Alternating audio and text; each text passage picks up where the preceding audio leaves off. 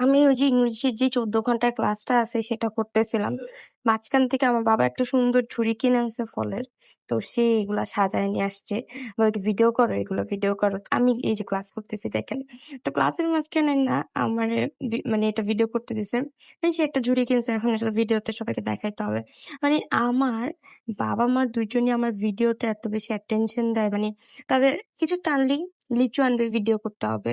এটা আনবো, ওটা আনবে ভিডিও করতে হবে। মানে এগুলো সাজায় তারা আমাকে সাপোর্ট করে যাতে আমি ভিডিও করি। যাই হোক বাবা এগুলো সাজানছে এই যে আবার ফ্রিজ থেকে এই আম ২ টা নিয়ে আসছে।